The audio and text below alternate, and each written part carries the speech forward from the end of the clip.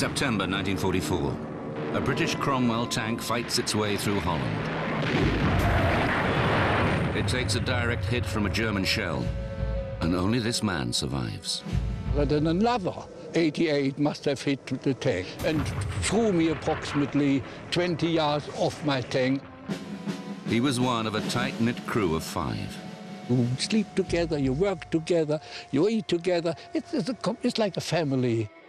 But this was no ordinary Allied unit. He was a German fighting for Britain against the Nazis. Willy Hirschfeld was one of 10,000 Germans and Austrians who fought for Britain in the Second World War. And this extraordinary band of brothers can now tell their stories in full for the first time. People who we were fighting against were out to eradicate me. You know, they wanted to get rid of me, so I had to fight it. I didn't feel British, but I did feel that I was a soldier in the British Army.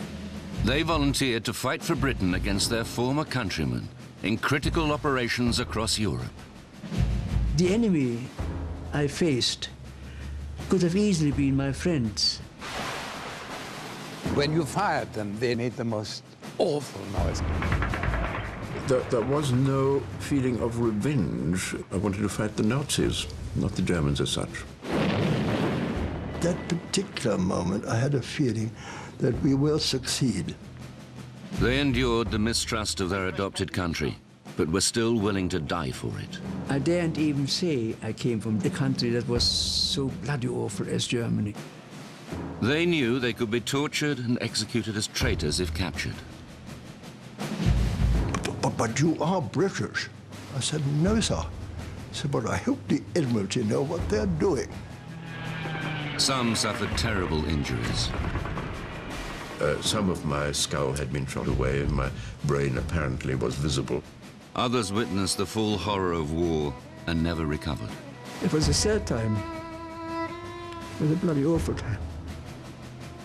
Together, they would become Churchill's German army. They didn't like us, and we certainly didn't like them. So they had to be killed. When we into Germany, we won.